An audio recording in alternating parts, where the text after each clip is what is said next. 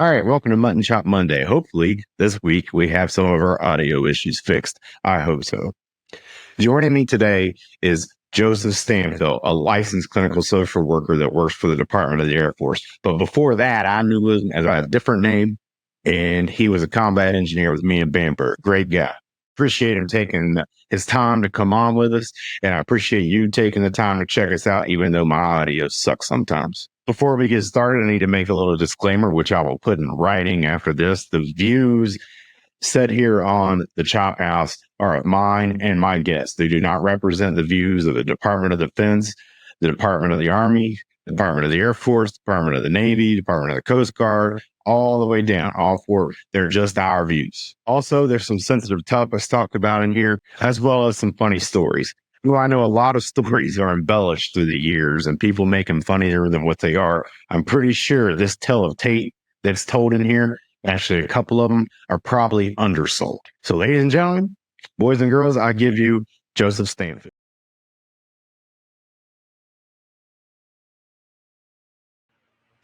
All right, welcome to the next installment of Mutton Chop Monday. Sitting with me is a guy who is the most downloaded face on beerhub.com, Joseph Stanfill. How you doing, buddy? Hey, I'm doing great. How are you, Sho? Oh, just living the dream, man. Could be a nightmare. Yeah. Oh no. No doubt. Yeah. So let's just like I have everybody else that I've had on here, all two other people. Let's get you started with let everybody know a little bit about where you're from and what got you to join the military. Yeah, sure. So I was raised all over the South. Spent my formidable years in Georgia, and I left high school and kind of didn't know what I wanted to do. So I went ahead and became a chef. Worked in Japanese cuisine primarily, and then something got under me when I was 20 years old, and I just decided, you know what, I want to go to school. I want to go to college, like for a year, get a degree in something, didn't know what. And at the time, a kid from the trailer park sees an ad for, I don't even remember what it was. It was a Go Army at the time, Be All You Can Be, don't remember. But I saw that ad for free college, and so I couldn't pass that up. And I did a 3-year contract, the first contract. Wound up going to, I got station of choice, which was really cool. So I picked Germany, of course. Who wouldn't? And the rest is history, man. Yeah. How long did you stay in for? I was in for 14 and a half years. Cool. So you were in Bamberg. You and I were in Bamberg together. We got there about pretty close to the same time. I think I was there maybe a couple months before you got there. Yeah. 2000-ish. Mm-hmm. Yep. I got there in August. Yeah. Yeah, many moons ago. Yeah. Many moons. Yeah. So you were there. You were in Kosovo. We went to Kosovo with us as the other two people that I've interviewed. I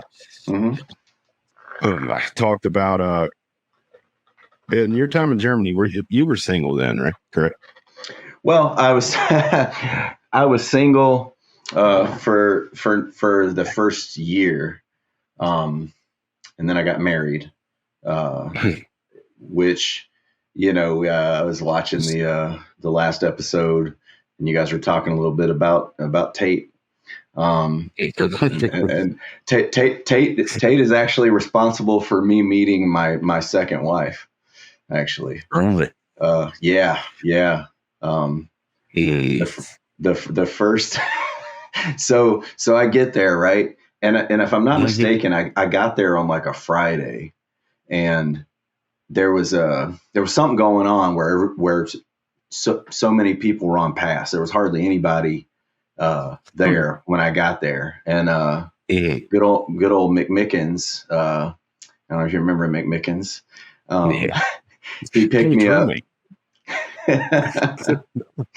He picked me up, right? And this kid, he's got a Band-Aid on. He's like Usher, he always wore that Band-Aid. You know, I always had a pimple he was covering up, right? But it was so he could look like Usher. But yeah, so he brings me to the barracks, and it's just him, Tate. I met Storvik at that point. That was my first time meeting Storvik, and they're all like, "Yeah, get settled and everything, and we're gonna go out and yada yada." And I think I think Storvik was like, "No, I'm not gonna go out tonight." And Mickens said, "No, I got other plans." And Tate's like, "Screw it, let's go." You know, it's his voice. He wanted you to mom, yeah. Dude, I don't know these people from shit. You know, I had no idea who these people are. So I'm just like, yeah, whatever, cool. And I'm sitting here. I'm 21 years old. I turned 21 in basic training, and I'm like, fine, I'll go. You know, go gallivanting around Germany with this kid, whatever. And he takes me to one of the clubs. Hell, I don't remember which one it was. And I saw my next old lady there, and bought her a drink.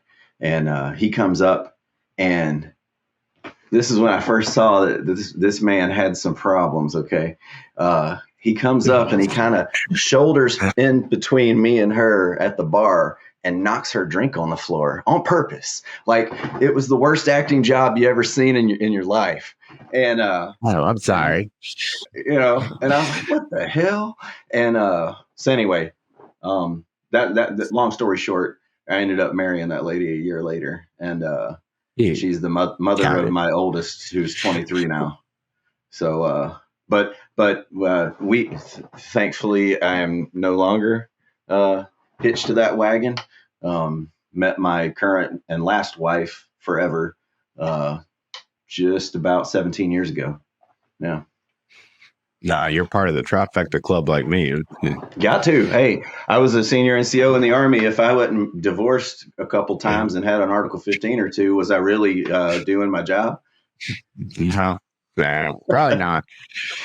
Yeah, either that or but you did like me. You switched over to support. Yeah. So, were you in Bamberg in 03 when they invaded, correct? Invaded Iraq. Yes, sir. Yes, or were you left from Bamberg, I should say?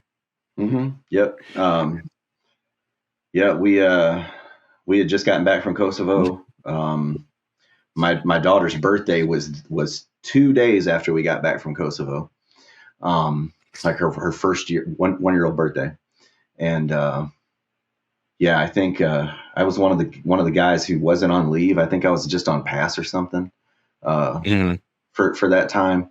And yeah, and we got that call to start tuning things up, pushing birds out of Ramstein, I believe it was, a couple weeks later or something like that. I don't remember exactly how the timeline broke down. To be honest with you, I had when I got to Bragg, I had a TBI. Yeah, it was actually my cherry blast. I've had many jumps, but my cherry blast, my very first jump, I hit the skin of the aircraft and it knocked me out, and I had to get medevaced. I was in a bad way. And a lot of memories back from like that point all the way back to almost like the end of high school. A lot of stuff's fuzzy for me. It's just crazy. But anyway, I don't know how we quite got on that one, but yeah, shooting the shit, man. Yeah, man. So yeah, Iraq was something else. What's that? Oh, go ahead. Keep going with what you're saying. Oh, I was going to say Iraq was something else. You know, Egan told the story about now retired Command Sergeant Major Brennan hitchhiking to the front, and I was actually the truck. I was driving Howe's old truck, the Deuce and a Half. 5 ton? And, yeah. Or 5 ton, yeah. And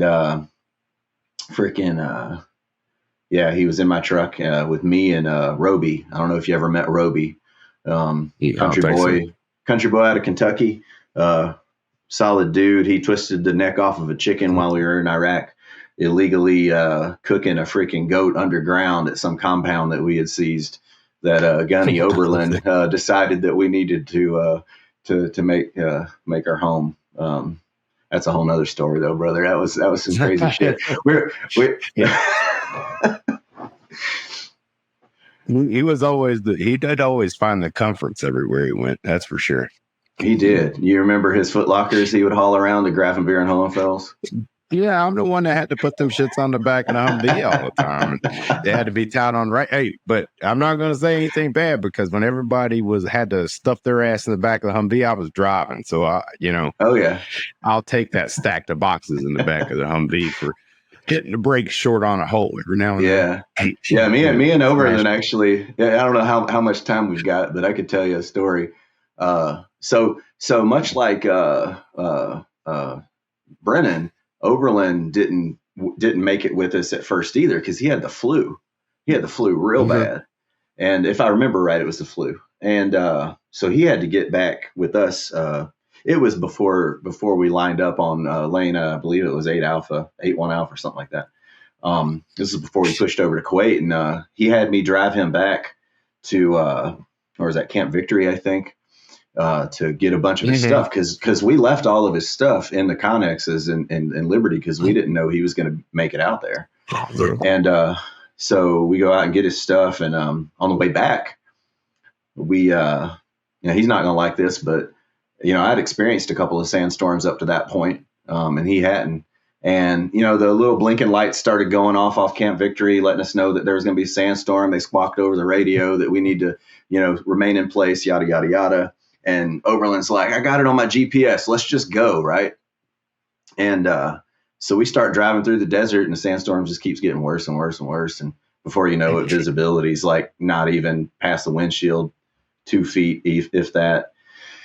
And I'll say we drove for hours. I mean, you know how much fuel those damn trucks will carry, right? Yeah. We fueled up, of course, before we left Liberty to get back to where we were out there. And this flashlight starts flashing. It's dark at this point. And anyway, this I don't know if he's Ranger, Delta Boy, whoever, some cool guy got in a big bunch of kit, flashing a light at us, banging on the door. And he says, the entrance is over there. And he was at my door, and I said, entrance to what? and Oberlin said, just follow him, And so whatever. So we follow the flashlights and everything. And there's just a group of dudes with some ATVs in the middle of the fucking desert in a sandstorm. And Oberlin gets out and talks to them. And, I'm sitting here thinking like, damn, did we cross the border and didn't even know it, And anyway, Oberlin, he gets his ass back in the truck, and we eventually make it back. But I thought Oberlin was going to get us killed that night. Not in a, in a combat way, but just Jesus Christ, man. We need, when they tell you to stay in place, bro, we need to stay in place, Anyway. Those sandstorms are something else, man. People ask me about it. I was like, I don't know. Imagine being on Mars. That's what it feels like. It's like everything's just orange, You can't hear anything. You can't see anything. You try to go to sleep with goggles on, or you try to set their goggles on. You take them off. You can't open your eyes because all the sand's matted your eyes shut. Yep. It's pretty shitty. Just leave it that way. Yep. So when you got back to Bamberg, did you stay the whole time they were downrange? The 54th? No. So speaking of my second wife, so I had re-enlisted in Victory to go get airborne en route and get stationed at Fort Bragg. Again, for my first enlistment, I got station of choice. Second enlistment, I got freaking pinpoint orders. It was pretty awesome because First Sergeant Allen had been talking to me about going airborne, and so had Sergeant Brennan. Because he was my squad leader for a while, along with yours, right? And so I got the whole airborne bug up my ass, and had re-enlisted. And my orders, at the time we didn't know how long we were going to be in Iraq, and we had been at LSA Dogwood for months, just spinning our wheels. Combat operations were over, according to Bush, right? And we're just sitting around, basically fucking around, watching movies every night, pulling guard duty and doing QRF every once in a blue moon. But basically, because we needed to get a visa for my wife, and at the time you couldn't just like do a power of attorney or anything like that. There was no Zoom chat with the consulate, all that kind of stuff. We had to get all that visa stuff squared away for my wife. And so they actually sent me home. When did I get back? It was probably about a month, maybe a little bit longer, before everybody else got back. That memory's kind of fuzzy on that. But I was still there. We thought we were going to be, it was going to be this big thing, but it only really took us a couple of days of footwork to get that done. And then, shortly after that, I was out of there. I was on freaking PCS leave and head to airborne school. Yeah, airborne school. Good times. I was stationed down at Benning, and they come through and be like, "Oh, here's a reward. You can go to airborne school." Like, oh, thanks. Appreciate some that. Some of the best time of the service that I had was at Bragg. Wouldn't change it for the world. The guys that I met, top notch dudes. I actually served with Brennan again at the 27th Engineers. That was kind of cool. The toll it takes on your body, though. Oh my God, I had several friends beforehand tell me, you know what, it's rare to see a dude that's done airborne and not just go 5 jump chump, but actually gone and served in a unit that doesn't have physical problems, things like that. And boy, I wish I'd listened. Yeah, right. Yeah.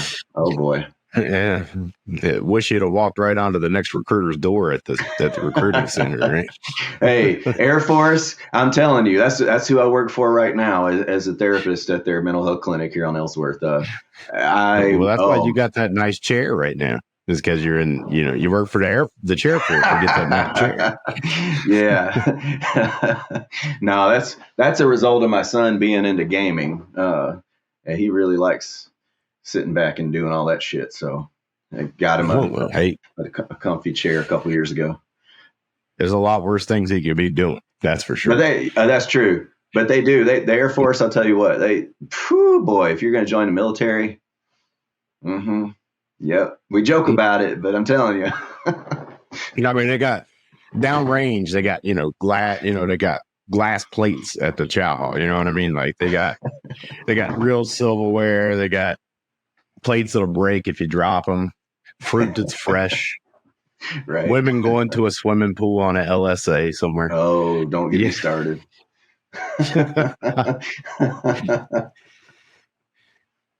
Oh, it's just I got a close friend of mine here, older lady.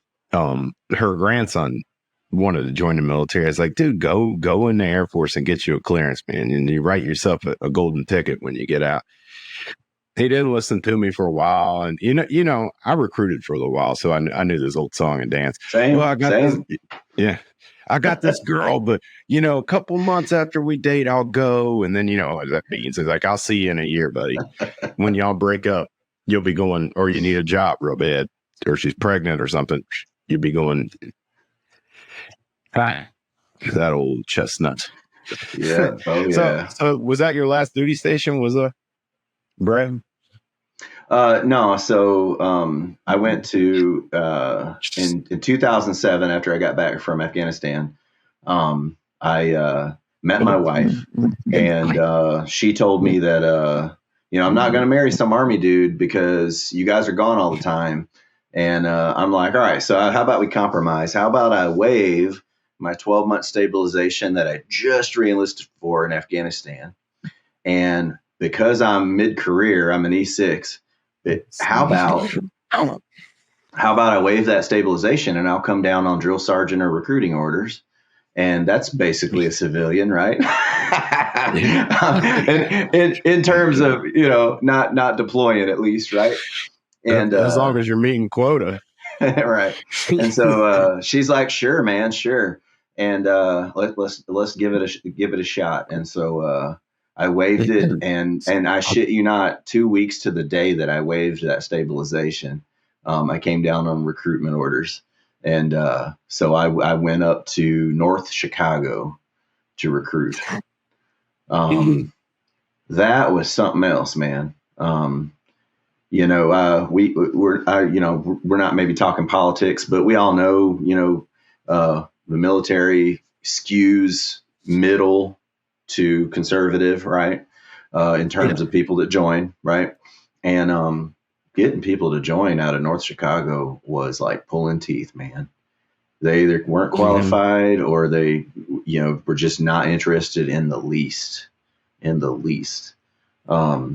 So that was pretty rough. But I did have some good mentors there, some people who had time downrange and things like that. And we were there until 2011, and then I was back in North Carolina. And then that was it. That was where my med board process started, and where I got medically retired out of. Yep. Yeah. Well, how's the noggin now? You get the headaches? I get the headaches. I don't know about you, but So I do have some aphasia. I'll use words where they're not. I do have some short-term memory issues, but I've done a ton of therapy, man, a ton of therapy to get me back to where I need to be. I mean, just to give you an example, I remember in 2014 when I was going through my first round of appointments with the VA after I'd gotten out. Yeah. They sent me to speech therapy because they also do head injury stuff and things like that. Yeah. And the lady told me I was in the bottom 2.4% of the population for recall. And I was like, what? And that was kind of like a red light for me. I was like, holy shit, I got to do something. So I worked on it a lot, man. So I still have short-term memory issues, but I use strategies to help me. A lot of that stuff comes from mentalists that do the fancy stuff on TV, tricking you into seeing things or whatever. But I have migraines. I probably miss about 4 days of work a month due to migraines. I take, what is that called? Maxalt for it. It works sometimes, but that's my biggest thing from the head injuries I've had is the migraines are just, and you never know when they're going to hit you. Yeah, I know, right? That's why we're like, when I'm on camera and shit, I got all these lights in my face. So I just wear sunglasses because it's about the only way I can do it without crying like a little. It hurts me, and I got tricks too. If my wife hits me in the back of the head with her left hand, that means I forgot something. And if she hits me in the back of the head with her right hand, it means I'm going to forget something. Yeah. Well, hey, at least you can remember left from right, right? Yeah. I guess. I mean, it gets tricky. I did the speech therapy, the lady there was the one here. Like I talk shit on the VA, but that lady was good. And the problems I have here at the VA are not the first line providers. It's not like the therapist. It's not the X-ray personnel, the fucking whatever you want to say. It's like the people that are like higher up doctor wise, and then like we've had more directors than I change underwear during the week. You know what I mean? It's fucking crazy, and they, it's just a nightmare. Yeah, I mean, like I was telling Egan, I got a certified number from my local representative that it's almost 1,600 people that use our little CBOC, and we only have one physical doctor there. Even then, when they have two, that's when they're full up. That means each one's got almost 800 patients each, and that's just crazy, and that's just 3 counties. Well, West Virginia, 3 counties is probably the same as South North Chicago, one neighborhood, Right. Yeah. That's a fucking shame right there. I don't know. Can we say fuck on here? I guess we can, right? Hey, do you stop they'll do what they do. If they try to, I'm not trying to monetize this. If I was trying to make money, I wouldn't be doing this. You know what I mean? Right. This is more just have fun with it. See where it goes. Gotcha. Yeah. Yeah, that's crying shame, man. I have to agree with you. So just to give you a little background on me and the VA. So I actually was very lucky. I started my program at USC to get my master's in social work. I was enrolled before I was even out of the Army, because somebody turned me on to voc rehab, and I got a really good counselor, and they took care of me. And anyway, I was lucky in that I was able to do my year-long internship with the VA. And so I really, I was just starting there as a patient myself, because my retirement date was June 29, 14. And I immediately, like, as soon as we got back, I went and got my ID card, started getting appointments, and I was starting classes. And anyway, I got to see the VA from not just a consumer side, but also a provider side. Even though I wasn't a provider yet, I was going to all the meetings. I was sitting in on therapy sessions. I was, after the first 5 months, I was facilitating groups and even doing some intakes on some veterans in the residential treatment facility. So I kind of got to see what was what, And I have to agree with you. It's not the frontline providers. It's not the therapists or the other social workers that work there, or even some of the psychologists are awesome. But what I saw in terms of problems was once you started getting into those supervisory positions, it became less and less about quality of care and more about getting veterans in the door and seeing numbers. People. They have a term called RVU, relative value units, and each code that you put into the computer when you see a veteran counts as a particular amount of RVUs, and each therapist, each caseworker, anybody that sees veterans has an RVU quota that they want you to make, and that's not a hard number. They're not coming to you and berating you or getting onto you or whatever, but they basically want you to see patients all day, every day. Which it's your job. It's your job. Yeah. But when in meetings, you almost never hear anything about, how's the care going, or even how the provider's doing. Are they getting burnt out? Are they needing to shift some caseloads? So maybe instead of seeing 6 people a day or 7 people a day, maybe you got a day where you see 2 and you can catch up on damn documentation, right? Something like that, right? Or how is the therapy that we're providing the veterans actually doing, right? Like, what's the quality of those interactions? It was always RVUs. And so now don't get me wrong. Just one quick caveat to that was I personally had some freaking amazing people above me, amazing people, but that is as they say, the exception, not the rule. Yeah, it sounds like they need a little AAR after every couple of months to see how they're really turning over on this shit. I mean, I tell you what, like I was telling Eddie, and I don't think the topic came up with Egan, but I quit drinking 6 months ago, and that was my therapy unless my daughter was around, that was my therapy. I never drank around her. I smoked cigarettes, and she's never even really seen me smoke a cigarette. You know what I mean? Yeah. So, and I was putting them down a lot, 15 to 30 a day.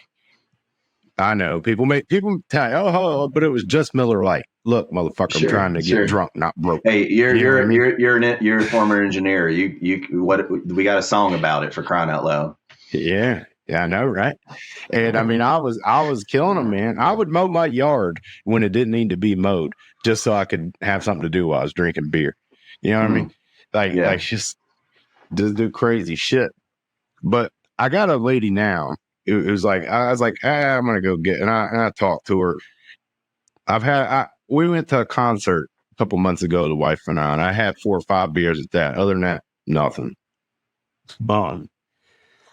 And she's pretty good. She's a veteran, and she's pretty good. But like some of these other folks that they try to get you with, they like like Egan was talking about last week on Mutton Chop Monday self plug. About the doctors not knowing about the depleted uranium and all that stuff in shells. Mm-hmm. Well, I went to a chiropractor on Monday who was a great chiropractor at the CBOC here. She's good. She's just swamped because she's here twice a week, and however many patients are using her. But she had no idea that we were dealing with depleted uranium and all that shit over there. I'm like, do they not train y'all up? Like that should be like on the list of shit coming in the door. Yes. Yes. And that was one of the things I tell you with being a veteran there. And, I was asked a lot of questions, on the provider side of things. And that was kind of, me and my who I consider my best friend in the world. His name's John Hiltz. He's a veteran who works for the Marion VA system where I cut my teeth at as a peer support specialist. One of the things that we felt driven to do was educate our fellow providers on military culture and all those kind of things, the history, everything like that, because we got one training that took me maybe an hour on military culture when I was a new hire at the VA. 1 hour. It was taught by someone who wasn't a veteran. And now to his credit, to Tom Cadella's credit, now he is a major in the Army National Guard as a provider. 1 second. You're good. You good? I fucked that up. Yeah, that's all right. Now. That's what editing's for, right? Premiere Pro course I took on YouTube. But so to his credit, Major Tom Cadella now, I think he might, I don't know if he's up for promotion yet or not. He joined when he's in his 40s because he wanted to serve. Yeah. But at the time the class was given, he wasn't a veteran. He had been working for the VA for, I don't even know, 10, 15 years. So he knew a lot about veterans, but still the point being that we need our people to educate their people. Right. Yeah. And I've tried to do that, but I mean, Aaron, I want to ask you a question since you cut your teeth with the Veterans Administration. And I always ask every provider I have this, okay? Yeah. Like they go to your screen when you check in, what's your last four? I always want to know because I'm pretty sure there's one on my profile if it's there. Is there like a little asshole square at the top? Like you're going to deal with this guy, he's a fucking asshole. Is there one of those? So no, honest to God, no, there is no asshole thing. I honestly for me, my first, 10 years out of the service, I probably would have had one too. But I guess it's been 10 years. Wow. It's 2024.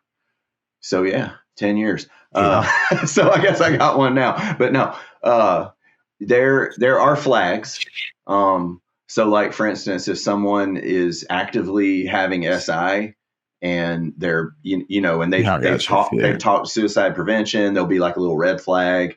There is a flag that you can have pop up. You have to like submit it. If a veteran has been like either violent or has been like scary, like freaking threatening or whatever. And that will pop up to let you know, hey, like this veteran has a pretty significant history of, being a little unsettled. And so you need to, watch yourself, don't be the typical dick you are to all the other veterans that you check in. You need to be a little nicer. You know what I'm saying? Right. Well, the ladies here that checked me in at the CBOC, they're about they got to be the nicest two ladies in this county next to my wife. Oh yeah. I better say that, or I'll get my ass beat when I get home. No, but I say that tongue in cheek. I mean, yeah. For the most part, I've had pretty good experience with the veterans, with the VA. Not such a good experience up high. Not such a good experience with the medical, like, you know, the claims and the disability and things like that. But overall, I'd say, you know, what do we scale of 1 to 10? I'd give them a 5 or 6, you know, maybe. Yeah. Which is kind of sad when you think about it. They should be a 10. You know what I mean? Well, you know, I got to, and this is another video I'm going to do just for me, kind of like a expose, if you will, about, you know, they wrote me and said, you know, we only have one person, you know, my representative's person said this to me. We only have one there, and she forwarded me an email, pretty much cut and paste an email to me from the VA. How this will be growing pains for a year, but however, blah, blah, blah, blah, blah.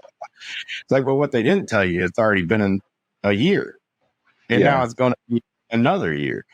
And the woman they have covering it is 60 miles that way. And there's a fleet of GSA cars outside the VA medical center 60 miles that way. So all they have to do is stick her in a GSA car to come here and be here physically. But they won't do that.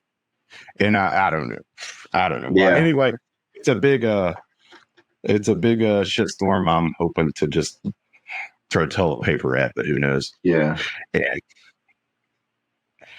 Anyway, let's move on to a new segment. You ready? Yeah, go for it. If that's you know, yeah. And then I just, you know, that beard is so nice, man. It is nice. I got a text a minute ago. Miss Claus dropped divorce papers. She's on her way to your house. You better let your wife know. You know what I mean? That thing is, I love it. Hillbilly Jim would be ripping it off your face. I love it. I'm jealous. So. I can't do it like that. I just got this place for my wife to sit down. And it's all genetics, baby. Yeah, I feel like Joe Dirt the way mine grows in. But anyway, let's move on to a new segment. All right. Yeah. You're Joseph Stanfill. You're at a party. You're like, oh, you were in the military. Oh, you were airborne. Oh, you guys did this. I was deployed here. I was deployed here. But let me tell you this fucked up shit. Your funniest story in the Army, if you want to share it. Yeah. So the funniest story has got to be the one that, you know, we probably it'll be interesting to hear what you have to say about this story because you were right there. So here's what I can remember. Okay. We're talking about Tate again, okay? And, sorry. No, I'm sorry. So this dude who's responsible for me meeting my ex-wife, of course, after that, I quickly learned that Tate was not the person to be hanging out with, right? So you know, how about we do first and second funniest from that time period? Hey, we got all the time in the world, man. I get paid by the minute, so we're good. So both stories involve Tate. That first night I went out drinking, I got so drunk, and we went out again. Not me and Tate, but somebody else. We went out drinking on a Sunday, and hang on, I'm trying to get the story straight. You might want to edit this part out. It was a Sunday. Yeah. So we went out drinking on a Sunday, and me and Tate again. That's what it was. So we went out drinking on a Sunday, got so drunk that on Monday when we did PT, I freaking passed out while we did PT and had to get. Do you remember that? I think I remember. Yeah. I think I do remember that. Yeah, and I had to get taken to the aid station and get IVs, and I'm just sitting here thinking to myself like, damn, what a way to start out my time here at the 54th. Like, but that's just a little side note, a side story, but it was pretty damn hilarious afterwards for me, you know. Yeah, because I remember I was passing out and I was against the fence and I was like trying to catch myself, and everybody's like, "Are you okay? Are you okay?" And I couldn't talk, and then I hit the deck. Anyway, so Tate, all right, so you're gonna have to refresh my memory whether this was Hohenfels and Grafenwehr, because I do not remember which one. Hohenfels. Okay, Hohenfels.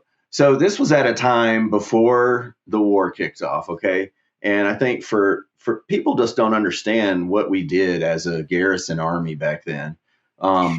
We went to the field a lot, bro. Like a lot. All the fucking time. I mean, it seemed like we'd get back from Railhead and spend 2 weeks in Bamberg and then be back at Railhead again and get ready to go somewhere else, or driving on a convoy with trucks and Humvees. I don't know. But anyway, this was one of the, it had to have been one of the first couple of field problems because Tate was still there. We were out and we were doing, whatever the hell engineers do, bridging the gap, freaking, practicing our throwing of our grappling hook, putting in triple strand, concertina obstacles, you name it. And we were out there, and if I remember right, we were doing an AAR, right? Yep. Yeah, that's true. And we're all in a circle. I remember John Brennan was standing somewhere close to me, and he was talking, and you were right there, and I'm trying to remember the whole picture, but basically we hear Sergeant. Yeah, shit. I'm pretty sure it was Brennan. It was either Brennan or Dickie. I can't remember which one. We're like, just go take a shit, Tate. Right? It was Brennan. Yeah, okay. It was Sergeant Major Brennan, whatever you're gonna call him, John Brennan. He told him to go, just go. Yeah. And so, minutes go by, and we hear again, Sergeant. and then from there, I remember Tate coming up, and we hadn't seen him yet because there was a big group of us right around, and somebody's like, "What the fuck is that smell?" And and then as far as I remember it, I want to say it was Dickie. I want to say it was Britain.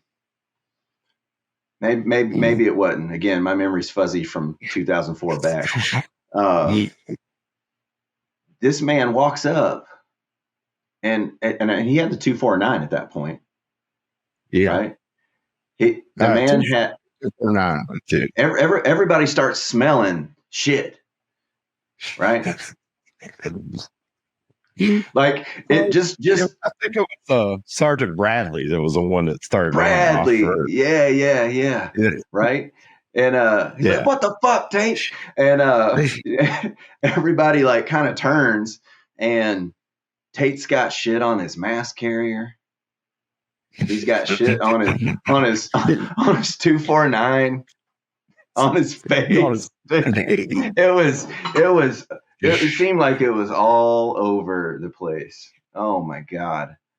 It was so bad. Well, I don't know if you recall the part. See, we were doing that AAR. Yeah. And here's a couple of parts. And I didn't remember this till I told the story to my wife a year or two ago. But I started remembering the parts about where he went to the 548 to get the toilet paper out. Yeah. And the AAR was just right in front of the 548, and he started to take a shit right by the door of the 548. Yes. Yeah. And then went out to the berm on the other near the road, and I'm pretty sure I could be wrong as fuck, but we got the meat and potatoes of the story, right? But the 2-6 vehicle came rolling in because it had been broke down, and Dan Howell was like, "Hey, Tate's out by the edge of the road taking a shit, and there's fucking toilet paper flying everywhere because it was windy and cold and shit." Yeah. And You know, I mean, yeah, I mean, oh, God. He had that shit all over himself. Oh, it was so bad. It was so bad. Yeah. And I do remember Brennan saying, "Would you wipe your ass with your mass carrier?" You know. Yeah. I think what happened is when he got told, when he started to take a shit, right? I think it was right in front of a light colonel was there doing the AAR. He started to take that shit, and Brennan was like, you know, and he couldn't Yeah, make it, so he because went to Brennan take his could see pants over down. everybody. He could see him. Yeah, he shit right down into his pants because he couldn't. And he tried to get it out the best way he knew how. I guess I don't know. Oh my God!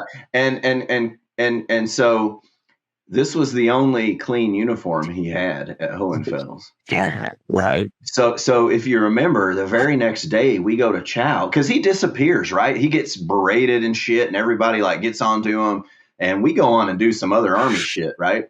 And the next day when we go to chow in the tent, he's there on KP and he's wearing his fucking mop suit because he doesn't have any other clean clothes. I think I remember.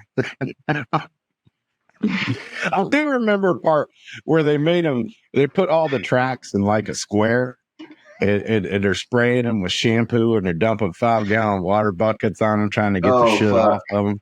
Oh my God. And then you hear Sergeant Bradley in the background go, "What the fuck is that?" That's the only thing. I don't know what he was yelling about. Oh my God. I mean, this dude. Yeah.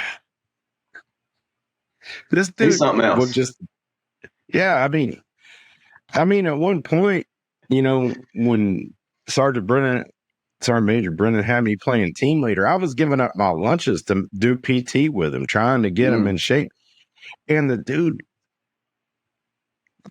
I don't even know how he got as big as he was. He never had any money, so I don't know how he bought anything to get big. But I mean, he was rotund. Yeah. Yeah. Well, I remember him being gotten onto because he was going through the chow line at Bamberg Kaserne. He would go through the chow line twice and somehow get like double portions of shit. And yeah, and I don't know if you remember, you were always a pretty fit dude, but I don't know if you remember the cabbage soup diet that was popular back then. You know, you'd eat cabbage soup for weeks, and then you know, you get the fat guys to lose some weight. And I remember Tate was on that. Okay, yeah, I remember that now. Yeah. It was yeah, I used to be pretty fit. I mean, you know, I used to run marathons, for crying out loud. Now I can't even run down the stairs here at this office. Hey, I feel you, brother. Hey, you preaching to the choir. I literally just had this is my 4th round of rooster comb injections. I had my third series of 3 for this year in my knees just today at the VA, actually. So if you got knee problems, I highly recommend them. It sucks going in every 6 to 8 months to get them done, but man, they do help a little. They take the edge off. Now I got like pinched nerves all in my back and shit. Like I haven't felt my left thigh in almost 3 years. Like I haven't felt it. It's just been like it's been asleep for 3 years. Oh. I mean, I still go and I mow the yard and I do all the work around the house, and I'll get fat in winter and I slim down in the summer because I'm working out here on our little farm. Yeah. But like I fucking run shit. Ain't happening. Yeah, I feel that. I mean, I do I run just a couple times a year. I'll do an obstacle course or maybe like a 5K or a 10K, but I don't run beforehand. I don't run at all beforehand. I'll just go and do it and punish my body. And it's one of those things, you know, kind of feel like, you know, sometimes you just still need to prove that you can do it if you need to, kind of thing. Or you're just masochistic, you know, freaking just you know, glutton for punishment. But yeah, and these I'll show afterwards. Yeah. Yeah. Days exactly. afterwards, though, I'm worthless. I'm worthless, laid up with ice packs on my knees and sucking down ibuprofen like you're freaking, Yeah, you know. you used to be the PT stud, right? Dirk Diggler did. You used to be I pretty good. mean, yeah, I did really well. I did go through like right before we left for, or no, yeah, it was right before we left for Iraq. I went through a kind of a little bit of a depression, and put on some weight. Still Oh have yeah. actually, I still have actually stretch marks on my legs from that Mm. like 4 or 5 month period. I kind of got what you consider in the Army a little bit fat, and Yeah. yeah, but then I came out of that and started hitting it again. And I remember we took a PT test in Iraq again after combat ops were over, and that was when I ran my first 12-minute 2 mile. Good. Yeah, I tell you, I got out for not very long, and I was working at Dick's Sporting Goods. Don't sue us, Dick's. yeah, But dicks. I was working there selling shoes, and I was still running and doing PT and all that stuff. And I hated my life, but I picked up running a lot. So I went back in, and I was stationed in the area up there. That's where I recruited, was the DC area, which is hard to do. I bet. Especially if you're in Loudoun County. That's very hard to do. Uh, and so, but I never quit smoking, but I always ran all the times. I used to get the dirtiest. I'd run a Marine Corps marathon in the DC area. Nice. And when the people would be ducking off for the half marathon, I'd be digging in my shorts for a Ziploc bag with a cigarette and a lighter. And I'd keep running. So I need a cigarette. I can envision that for sure. Show. I remember smoking right up to the minute that the PT test would start. Right, you'd be Yeah. freaking stomping the cigarette out and putting it in your little bitty Velcro little pocket or something, or handing it to one of your buddies right as soon as they said fucking go, man. There was something about the smokers; they just ran better. I don't know what just defies logic, man. Yeah. For some reason, I always just ran better that way. Yeah. But yeah, it's crazy now. I've quit pretty much all my bad habits except the smoking, which it's probably best for the local community if I keep smoking and drinking coffee. Yeah, no. Anyway, so why don't you tell the folks out there now where you're at now, what you're up to? Yeah. And so now I'm at Ellsworth Air Force Base. I work there as a mental health professional. My title is primary mental health provider. I see patients there, ranging from 18 years old all the way up to the retirement age. I've been there a total of going on 5.5 years. All total. I've worked the same place twice, same job. I was lucky enough to get my job back when I decided to move away for a year. And so I'm a licensed clinical social worker. A lot of people don't understand what that means. Basically, you get your master's in your social work degree. You do 3,000 hours of supervised clinical work, and then you sit for the LCSW exam, and you pass your exam, and then you're deemed appropriate to see people on an independent basis. And so it's a full licensure of that field. I am thinking about maybe going back and getting my doctorate in psychology, or maybe my PhD in social work. I'm still weighing both options. I don't know if I want to spend that long in school, to be honest with you, again, because that was a long slog. 6 years of school to get this. I know. Yeah, and so I see patients. I'm a trauma specialist. I was lucky enough when I was at the VA in Marion, Illinois, to be moved over to the post-traumatic stress disorder clinical team, and there I got additional training and experience working with veterans in post-traumatic stress. And since then, I've done a umpteen, seems like million trainings on trauma. And right now, I'm big into, and this is, some veterans will be watching this that have trauma, and I'm big in to what's called accelerated resolution therapy right now. This is a very, very powerful intervention that we're using.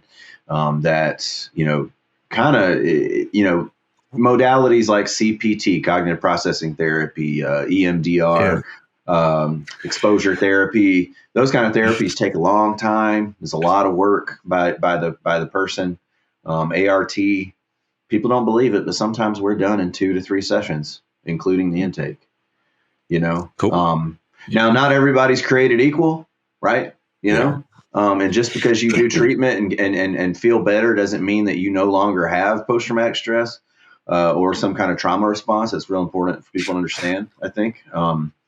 It's something that sticks with you, but it helps you to manage the symptoms a lot better, helps to divorce those emotions and those physical reactions that occur when the memories come.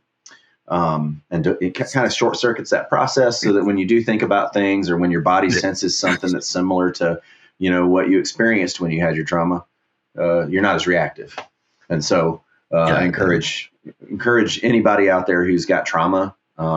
If you've been doing therapy and it hasn't been, giving you the results that you think you should be getting, I would search for an ART therapist in your area. And check that out. Even if your insurance won't cover it, it's well worth paying out of pocket for it, especially if you're only doing a couple sessions. I mean, real powerful stuff. But anyway, I'll step off my soapbox with that. That's all right. Hey, there's no soapbox, man. That's some good shit, because I think you're well situated to be the kind of guy to do that for people and help them out. Me, not so much. I do mine. If you want to help me, more than anything with a lot of my shit, like, you ever read that book, Man's Search for Meaning? Bro, so Yeah. I was looking at my books that I'm currently reading and some of my favorites, just in case you asked me that question. And I'm currently on my second read through of Man's Search for Meaning by Viktor Frankl.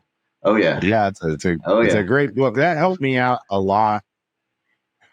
My wife's right now dealing with my bullshit. This is why I have a channel like this, so I can vent a little bit, talk to the old boys, and have a few laughs, and to see where it goes. But that book probably helped me out the most about 2017 time frame, 2018, somewhere around there. I was going through my second divorce. I was gaslit all the time by that lady. She was not a good person. And basically, as long as I was keeping the cheddar rolling, and that was great. But the minute I started having more problems, TBI, more problems, PTSD kind of shit, she threw me out on my ass and kept all my shit when she did it. And she's just, she kind of gaslighted me, made me feel bad. I had issue there where I popped too many pills that the VA gave me and damn near died. And I said, well, that'll never happen again. And started trying to get better now. I step in a gopher hole every now and then, that's for sure. But, shit like this helps. Just talking to people. I don't really, I don't like groups. Do you guys do groups? A lot of groups there? So not with the active duty. I mean, we do have some specific groups for specialty care, which is what our clinic is considered. But only a couple, and they're really targeted towards like that specific disorder. Like we'll do dialectical behavioral therapy for people who have like personality disorders, things like that.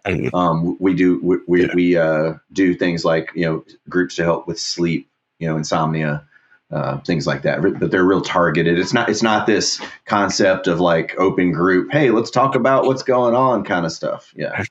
Yeah, the groups that I've been to with the VA seem like a pissing contest. Pretty much, Right. like, well, we had it this bad and we had it this. It's like, dude, Yeah. Hey, you know as well as I do, we veterans can be the biggest gatekeepers out there, man. It's like, yeah, and it's just you, bro. Everybody went through some shit. Just give them grace and quit comparing, and um, one thing, you again, a point to maybe edit. I just remembered a really hilarious story from Kosovo. I don't know if you wanted to cover that or not. Yeah, no, keep it going, man. We're good. Go ahead. Okay.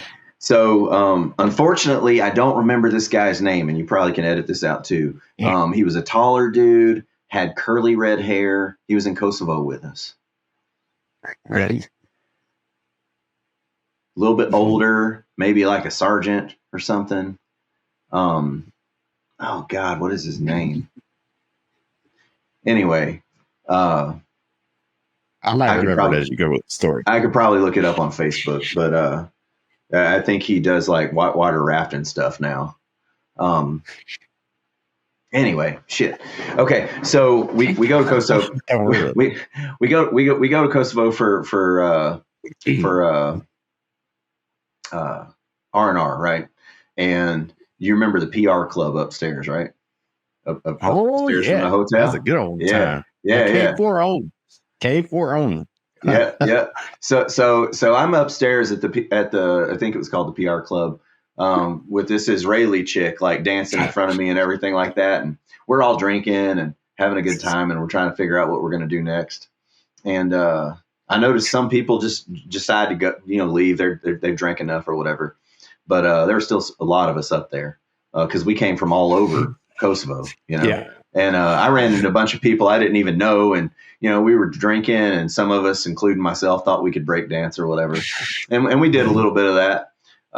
But then it was time to go to bed, man. It was late as hell, probably like 2 a.m. I don't even know, and we still had like another day there, or 2 days there, or whatever it was, and we walked by this one guy's room, the dude whose name I'm blanking on right now, and it starts with an S, I want to say. My old noggin's not working. We walked by his room, and this dude, it has his hotel room door wide fucking open with porn playing on the TV. Dick in hand, passed out, spread eagle on top of his freaking mattress. And we were all just sitting there. I'm pretty sure that there's some pictures somewhere. There's got to be. I told my wife, if you don't have a picture of you passed out beating one out in Germany, you didn't go to Germany. I mean, I know there's one of me out there somewhere because I got drunk and did it one night. and I was in the barracks back in Bamberg, but I'll tell you what, if we remember his name, I'll just put it flashing across the screen while this story is going on, and we'll go from there. And he's more than welcome to come on here and defend himself. But I love making fun of myself too. So yes, I'm gonna while you going through that, I thought of a funny fucking story, and now I can't fucking remember. Nah, shit. No, but it's cool. Oh, we'll save it for another time. There you go. Well, anyway, dude, we're going to wind down here because I'm sure the tens and tens of people that are watching this are probably tired of listening, at least to me, running my mouth. Yeah. Because what the fuck? For sure. Hey, if you ever want to get into tinfoil hat stuff, or talking about the government or the duopoly or whatever, hey, I'd love to come back and have a chat with you. Oh yeah. Well, you know what? I got something for that. I'm working out how I'm going to do it. I've not been to any film school. I've not been to any planning school. All I've been to, hey, that shit's funny school. And, so I got some stuff, I don't know. I really am into this UAP shit. I don't know why. I just am. I really like it. I listened to a guy named Ross Coulthard. You know who I'm talking about? I don't, but I'll check it out. He wrote a book. I haven't read it yet because I can't read much anymore because the TBI hurts when I read now. But I forget the name of it, but whatever. Oh, I remember my funny story. So, Go for it. In the barracks in Bamberg, I don't remember. I lived on the first floor, exactly across from Tate McMickens, like right across the hallway from. And you know, it was the next to last room, but it was the biggest room on the first floor. And I had a roommate. Span was my roommate, but he always, was gone visiting the girl he was dating at the time. Right. So I was always there by myself, just drinking beer. Yeah, and I got tired of walking all the way down the hallway to piss. So I used to jump, we had these big windows as tall as we were. I used to jump on the ledge of that and piss out the window, They could see me from the road. Yeah. So I was doing it one night. And I'm just out there pissing. And goddamn, here comes Sergeant Major Jackson just walking to the barracks in the middle of the night on a Saturday fucking night. Sergeant Major Jackson. Yeah. He just goes walking around, man. And I just, oh shit. And I'm pretty sure I splashed him with a little piss. But it doesn't matter because I was like, oh shit. And I was so drunk that I thought I was safe if I just shut the window, turn the lights off. About 10, 15 minutes later, I guess he went to CQ, got the fucking keys because he kicked my fucking door open. And he knew me because I used to bowl with like Buller and all those guys in Sergeant Major and the old first sergeant. Who was the first sergeant we had there? Fort Allen. Anyway, they used to they used to be on a team together, and that's how he kind of knew who I was. And he kicked the door open. Shorty, you're going to shine my boots. And he left them. he left them there, and it said I had to shine his boots to get them ready for Monday. I mean, I had them things high fucking shine, but like he's like, you got two choices: you shine my fucking boots, or you're getting in fucking trouble. That kind of shit. I'm like, all right, I'll shine your boots, man. Dude. And I'll tell you another funny about me. And this is purely me. So the Super Bowl, we're 6 hours ahead. So the Super Bowl comes on at midnight in Germany. So there was me, and I forget the other two people who were in the room, but Span wasn't there. He was better because we always got Monday off because of Super Bowl. So we started pounding beer and liquor and shit at about noon for the Super Bowl Sunday. And, I get all fucking hammered drunk. And I was long distance relationship with my first wife, kind of at the time. And I was like, I'm going to a battalion, how they had like 3 or 4 computers you could send emails and shit. And that was like, oh, big shit back in the day. It was cheaper than buying the phone cards. So I go and I get the key, and Sergeant Long, Span was on staff duty. Sergeant Long and Span were on staff duty. I get the key. I go. And I was like, oh shit, I'm gonna fucking puke. And I just go, the closest bathroom was the Sergeant Major and the Colonel's bathroom in the battalion building. So I went in there, I passed out in the fucking Sergeant Major, and he came in and found me there about this far from the toilet water, head down in there, just fucking drunk or shit. And the Super Bowl hadn't even started yet.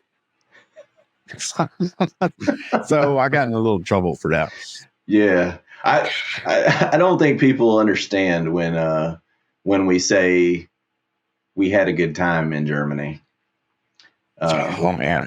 Especially for us younger cats, and that's the first time we've been away from home, and oh my God, the nights at the Irish pub was a great Green Goose.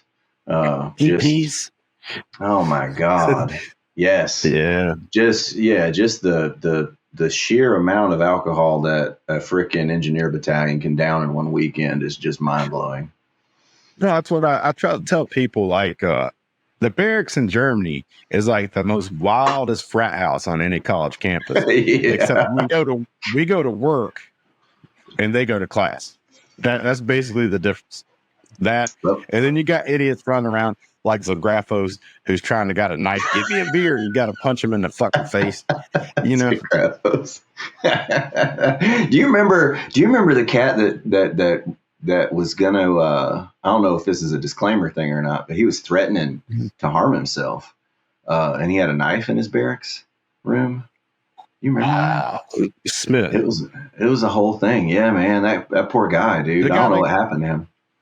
Older guy that locked himself in the barracks and said he wasn't coming out until they got Jesse Jackson on the phone or something like that. Yeah. It was some unhinged. Yeah. Yep. Yeah. I mean, I think his last name was Smith. I know he was in the Navy before he was in the Army because we called him Old Navy. Yes, and I can remember. I can see his face right in front of me. Yeah. Mm-hmm. I mean, yeah. And he just snapped one day. I don't know what happened. I know he was a good cat. He was always nice to me, but he just snapped one day. Yeah. Yeah. And that's the thing about, not to get too heavy or anything, but, we oftentimes don't talk about suicide enough. You know what I mean? Yeah. Mm-hmm. I mean, and we really don't. We don't talk about our struggles with suicidal thoughts. We don't talk about, things that have happened to us or other people. And, that's part of the, people talk about this stigma, it's not just the stigma in the military, it's the stigma in the veteran community too. It's like a bad word. It's like, if you say it, like you're afraid that's going to trigger somebody or something like that. And all these trigger warnings nowadays. It's better to talk about it than it is to not. And I'm not talking about ruminating on your thoughts, because that's what depression is, but I'm talking about between, you're shooting a shit with a fellow veteran. It's okay to talk about dark times as well as the funny times. Exactly. We don't do it enough, and it's a healthy thing to commiserate with your compadres on the bad stuff too. And it helps us to not feel alone, and it helps us to understand that there's other people that might have seen similar things that might just be able to understand a little bit of what we're going through, and maybe be able to be there for us. Thank you for checking out this week's Mutton Chop Monday. I'm coming from the Shoujo, not at the Chop House. I'm doing a little editing, and I realized that the interview was a little messed up. My fault. I'll work to be better next time. Anyway, appreciate you watching, and we'll check you out next week for Mutton Chop Monday. Stay up, keep your powder dry, and we'll see you later.